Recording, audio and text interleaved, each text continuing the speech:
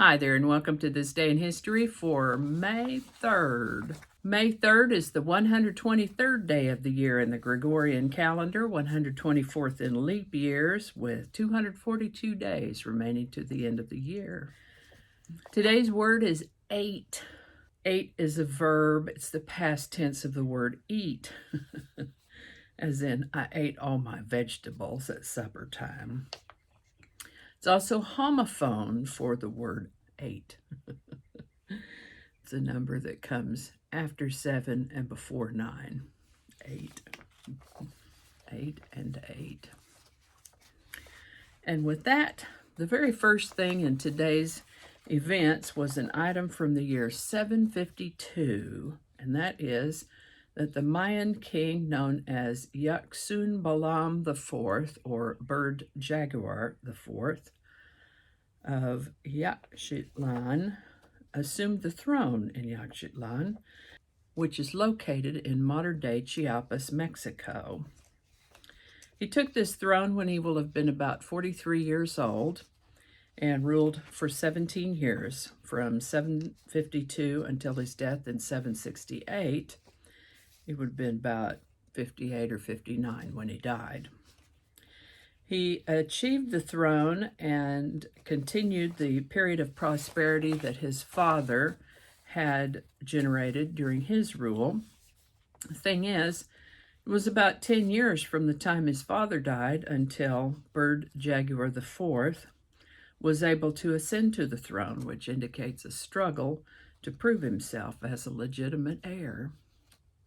He faced challenges to his ascension to the throne because he was not born of his father's first wife.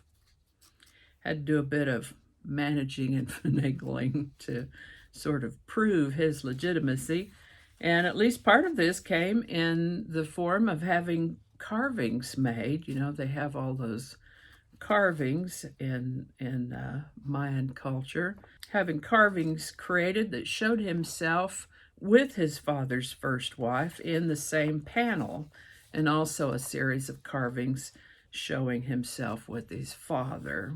Since they didn't have cameras back then, this is how they recorded things, was in these carvings. Now, I mentioned last year the birthday of Italian historian and philosopher Niccolò Machiavelli, born May 3rd, 1469. Now, he's one of those people whose existence made such an impact that his name has become an adjective. He was active in the politics of his time, and somewhere along the way, he wrote a pamphlet called The Prince.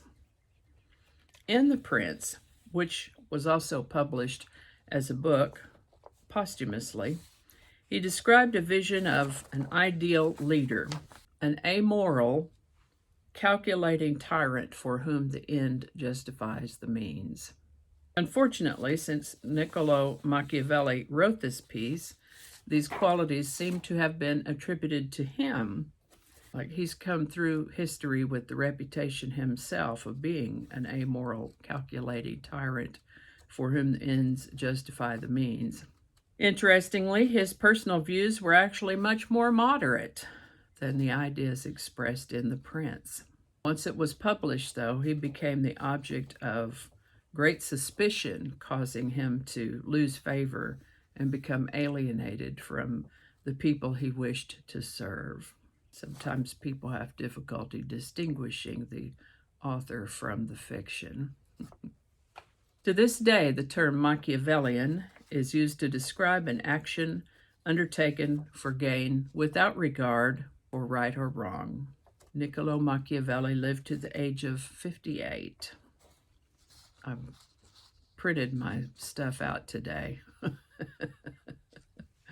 And I meant to print it on one side, but I printed it on two sides, so whatever.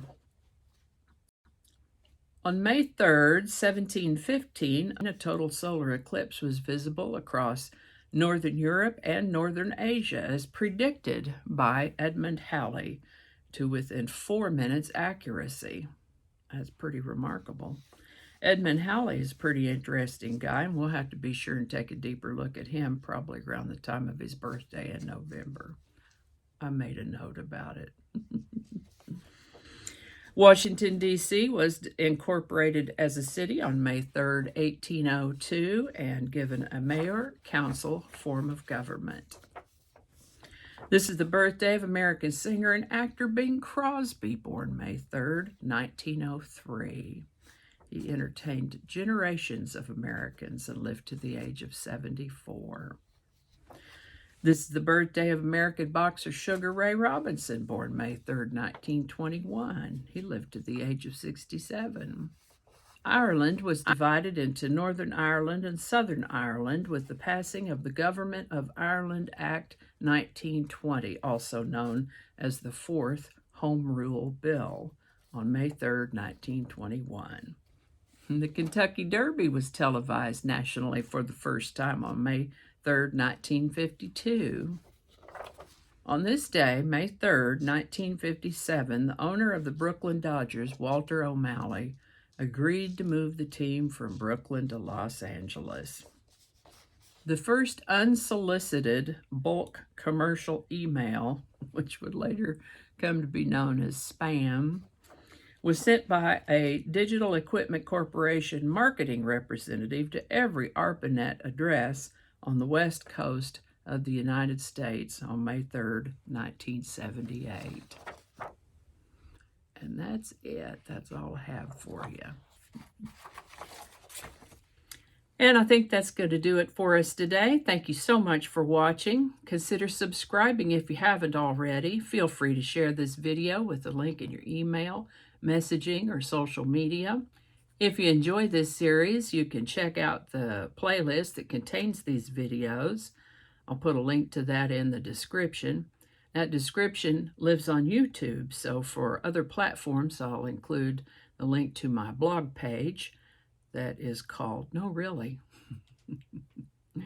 You can also find me on Rumble, Parler, BitChute, and Getter.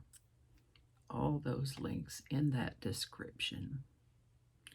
Alrighty, that's all I can think of right now. Thanks again, and I'll see you next time.